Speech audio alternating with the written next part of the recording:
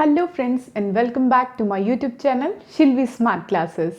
Friends, आज की video का टॉपिक है न्यूट्रिशन। तो सबसे पहले समझते हैं न्यूट्रिशन की definition. Nutrition is a process of intake of nutrients. It may be carbohydrates, proteins, fats by the organism and utilization of these nutrients by the organism. तो इस डेफिनेशन में हमें जो चीज समझने वाली है वो है intake of nutrients and second thing utilization of the nutrients. देखिए, इसमें हमने न्यूट्रिएंट्स का इनटेक किया और फिर उसके बाद उस न्यूट्रिएंट्स को हमने अपनी बॉडी से यूटिलाइज भी कर लिया। तो ये दोनों पॉइंट्स आपकी डेफिनेशन को अच्छे से समझा देते हैं। न्यूट्रिशन के दो मोड्स हैं, autotrophic nutrition and heterotrophic nutrition. Autotrophic nutrition को पहले हम समझते हैं। देखिए, ऑटोट्रॉफिक दो वर्ड से बना है, ऑटो और ट्रॉफिक। ऑटो का मतलब होता है सेल्फ और ट्रॉफिक का मतलब होता है न्यूट्रिशन।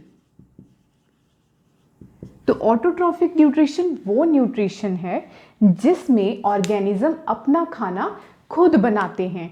अब देखिए, खुद बनाने वाले ऑर्गेनिज्म कौन हुए? प्लांट्स। इसका मतलब ऑटोट्रॉफिक न्यूट्रिशन की एग्जांपल हो जाएगी ऑल द ग्रीन प्लांट्स। अब चलते हैं हेटरोट्रॉफिक न्यूट्रिशन की तरफ। देखिए, हेटरोट्रॉफिक न्यूट्रिशन ऑटोट्रॉफिक न्यूट्रिशन का बिल्कुल ऑपोजिट है। Heterotrophic nutrition is that type of nutrition in which the organism depends upon the other organism। तो इसकी डेफिनेशन हो जाएगी depends upon others। अब इसकी एग्जाम्पल क्या हो जाएगी? we human beings, animals and some non-green plants, for example yeast। अब हम करेंगे हेटरोट्रॉफिक न्यूट्रिशन की टाइप्स। देखिए, तीन टाइप का है, saprotrophic nutrition, parasitic nutrition and holozoic heterotrophic nutrition. पहले हम करेंगे सेप्रोट्रॉफिक न्यूट्रिशन। देखिए, सेप्रोट्रॉफिक न्यूट्रिशन वो न्यूट्रिशन है जिसमें जो ऑर्गेनिज्म फूड को ऑब्टेन करता है वो किससे ऑब्टेन करेगा? From dead and decaying organic matter. From dead and decaying organic matter. जी हाँ, इसकी एग्जाम्पल हो जाएगी mushrooms, yeast and bread moulds. Second type है parasitic heterotrophic nutrition. It is that type of nutrition in which the organism obtain the food from the other living organism without killing it. और जिस living organism से nutrition derive हो रही है उसे हम host भी कहते हैं। देखिए, इसमें सारा जो नुकसान हो रहा है वो इस होस्ट का ही हो रहा है और जो न्यूट्रिशन डिराइव करता है उसे हम कहते हैं पैरासाइट। तो इन दोनों में से एडवांटेजेस स्टेज पे कौन है? पैरासाइट, क्योंकि पैरासाइट को न्यूट्रिशन मिल रही है। अब इसकी एग्जाम्पल देखते हैं। कसकटा, जिसको हम हिंदी में अमरबेल भी कहते हैं, आप लोगों ने सुना जरूर होगा। Round worms. और थर्ड एग्जाम्पल है इसकी प्लाज्मोडियम। फ्रेंड्स, अब हम करते हैं हमारी थर्ड हेटरोट्रॉफिक टाइप जिसका नाम है holozoic heterotrophic nutrition. It is that nutrition in which the organism obtain the food by ingestion. Ingestion मतलब फूड को अंदर लेना, intake of food. Second, digestion, उस फूड को फिर डाइजेस्ट करना and then absorbing the nutrients into the blood stream. इसकी example है we human beings, cats, dogs and also amoeba. Amoeba में भी होलोजोइक न्यूट्रिशन होती है। फ्रेंड्स, अब हम करेंगे टॉपिक न्यूट्रिशन इन प्लांट्स। तो इसमें सबसे पहले हम डिस्कस करेंगे फोटोसिंथेसिस को।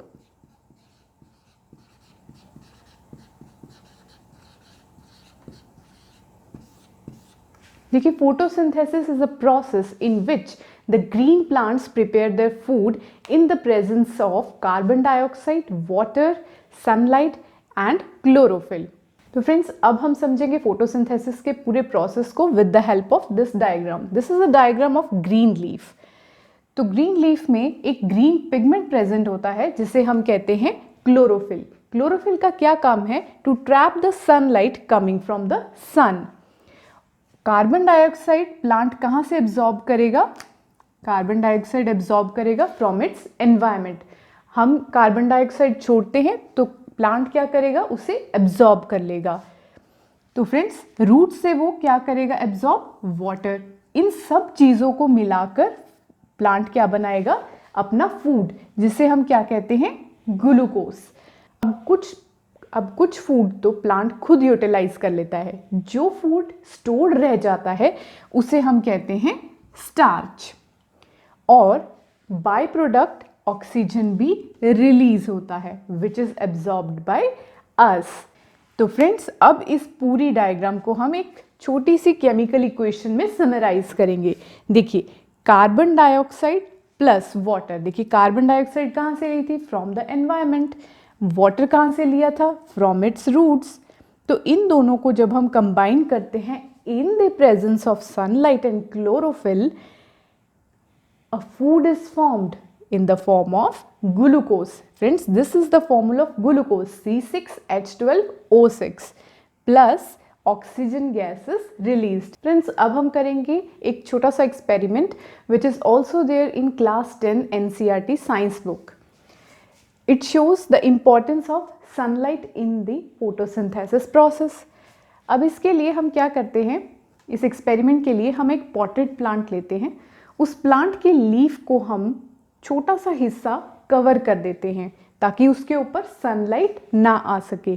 बाकी के दोनों पार्ट्स के ऊपर सनलाइट बराबर मिल रही है, पर जो हमने इसको कवर कर दिया है इसका मतलब इस पार्ट पर सनलाइट नहीं पड़ रही है। उसके बाद हम उस प्लांट के लीफ को जो हमने ये लिया था उसको हम क्या कर देंगे? प्लग कर लेंगे और प्लग करके हम इसको एक बॉइल्ड वाटर टैंक में रख देंगे ताकि उसमें से सारे जर्म्स निकल जाएं। उसके बाद हम क्या करेंगे? उस लीफ को हम अल्कोहल में डिप करेंगे। फ्रेंड्स अल्कोहल में डिप इसलिए किया जाता है टू रिमूव द क्लोरोफिल।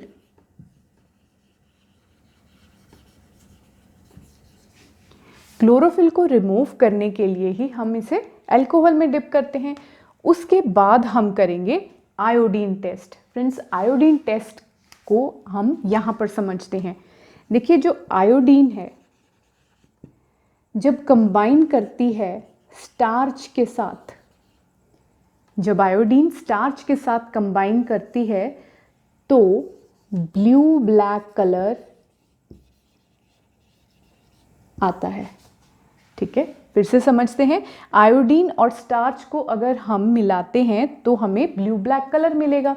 तो फ्रेंड्स अब देखते हैं हम वो जो लीफ हमने लिया था अल्कोहल में डिप करने के बाद, उसके ऊपर अब हम सबके ऊपर आयोडीन के कुछ ड्रॉप्स डालेंगे।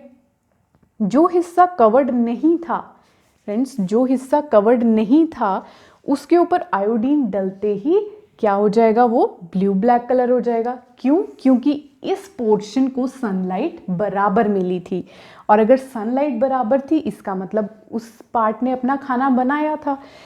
अगर खाना बनाया था इसका मतलब स्टार्च प्रेजेंट था, और स्टार्च और आयोडीन मिलके ब्लू ब्लैक कलर देते हैं। इसका मतलब इन दोनों पार्ट्स के ऊपर हमारा ब्लू ब्लैक कलर मिलेगा। पर जो पार्ट कवर्ड था इसका मतलब वहाँ पर सनलाइट नहीं मिली है। सनलाइट नहीं मिली है तो खाना नहीं बना है, खाना नहीं बना है तो स्टार्च नहीं बना है। तो स्टार्च और आयोडीन, अगर स्टार्च प्रेजेंट नहीं है तो आयोडीन टेस्ट वहाँ पर फेल हो जाएगा। इसका मतलब उस पार्ट पर कोई भी ब्लू ब्लैक कलर नहीं मिलेगा। तो friends this was the experiment to show the importance of sunlight in the process of photosynthesis. Friends next topic है स्टोमेटा। आइए इसकी डायग्राम देखते हैं। ये दो सेल्स जो यहाँ पर प्रेजेंट है इन्हें हम कहते हैं गार्ड सेल्स। ये किडनी शेप्ड सेल्स हैं, इन्हें ही हम कहते हैं गार्ड सेल्स। और ये जो डॉटेड हैं ये इसे हम कहते हैं क्लोरोप्लास्ट। फ्रेंड्स, क्लोरोप्लास्ट ही ऐसा एलिमेंट है जिसमें क्लोरोफिल प्रेजेंट है and chlorophyll is the green pigment. And friends, जब इन स्टोमेटल सेल्स में, इन गार्ड सेल्स में वाटर एंटर होता है तो ये गार्ड सेल्स इस तरह स्वेल कर जाते हैं and this pore becomes open. तो इसे हम कहते हैं ओपन स्टोमेटा। बट जब ये पानी निकल जाता है इन सेल्स में से तो ये श्रिंक कर जाते हैं, और जब श्रिंक कर जाते हैं तो ये ओपन जो पोर था वो क्लोज हो जाता है, इसलिए हम इस पोजीशन को कहते हैं क्लोज्ड स्टोमेटा। फ्रेंड्स, स्टोमेटा किस लिए यूज होता है? Stomata is used for gaseous exchange. Carbon dioxide अंदर लेने के लिए और ऑक्सीजन बाहर छोड़ने के लिए stomata is used and also helps in transpiration.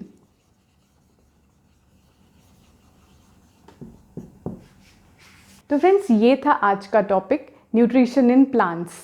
तो आपको ये वीडियो कैसी लगी? Do right me in the comment section. और अगर वीडियो अच्छी लगी है तो hit the like button and also don't forget to subscribe to Shilvi Smart Classes. Till then, goodbye.